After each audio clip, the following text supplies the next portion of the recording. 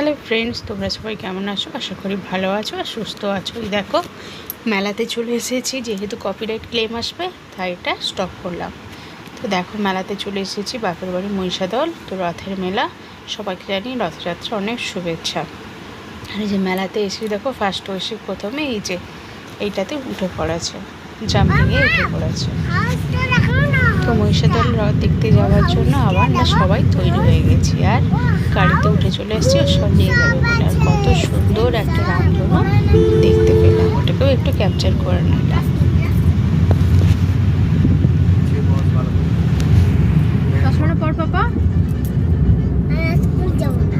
চশমাটা তো পরে নিবি।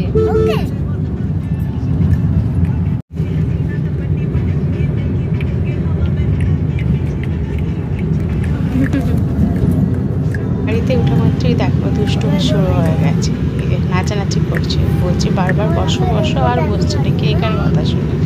দেখো শুধু ভঙ্গি করছে, দুষ্টুমি করছে। আর বাইরের ওয়েদারটা এত সুন্দর, আকাশ টাকাশগুলো এত সুন্দর লাগছে না, ওটা ক্যাপচার করে রাখলাম।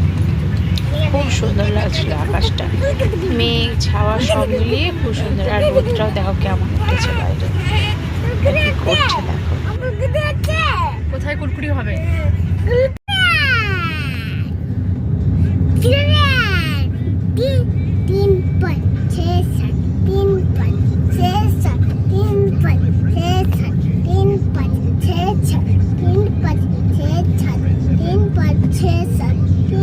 আর এই দেখো বাপের বাড়ি চলে এসেছি, আর এই মা দেখো কত বড় একটা রুই মাছ কিনেছে।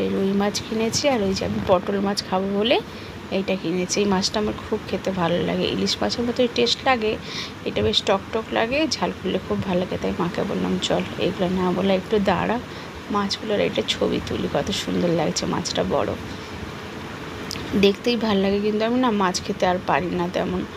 মাছটাই শুধু বললাম থাক, একটা স্মৃতি থাকবে।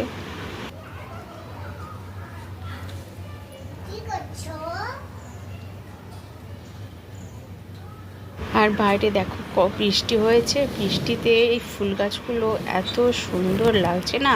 সকালবেলা একটু ঝিমঝিম করে বৃষ্টি পড়েছিল, আর দেখো কত সুন্দর ফুলগুলো ফুটেছে।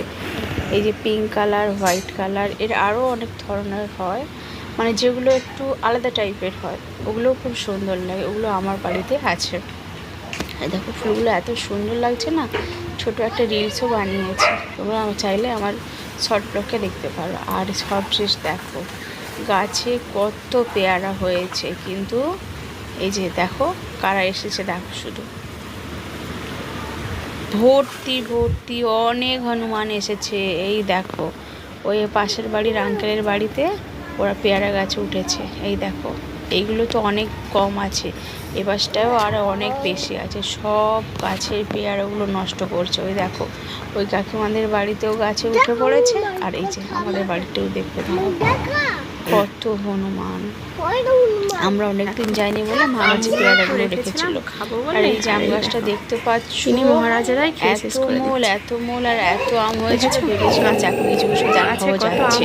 এই দেখো সব এসে একদম সব শেষ করে দিয়েছে, কত হনুমান এসেছে।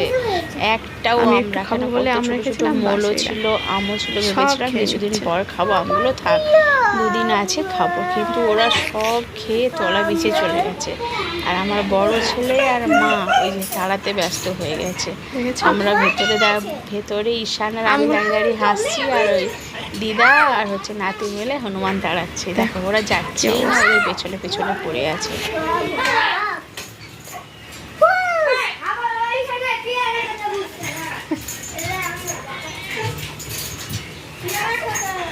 তোর দিদা তুই সারাদিন ওই আম গাছ আর পেয়ারা গাছের কাছে লক্ষ্য রাখ, একবার আম গাছের কাছে যা আর একবার পেয়ারা গাছের কাছে যা।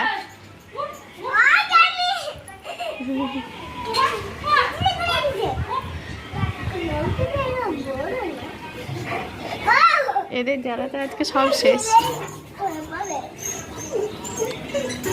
গাছটাতে কতগুলো আম হয়েছিল, সব খেয়ে নিয়েছে।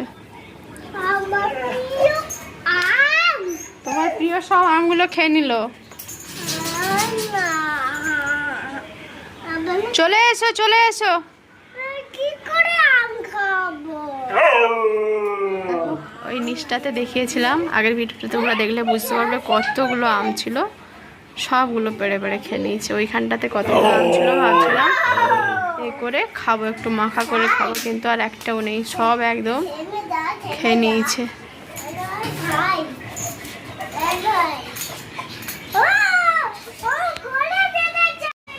আবার চলে এসেছে।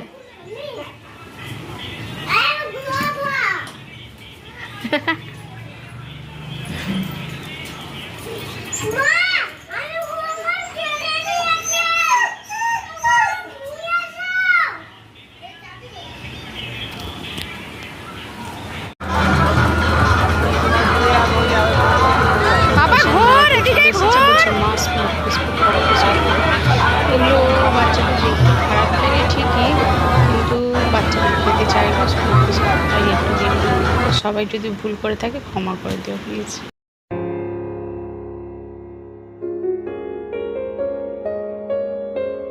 আবার এই প্লেটে উঠে নাচানাচি শুরু করে দিয়েছে।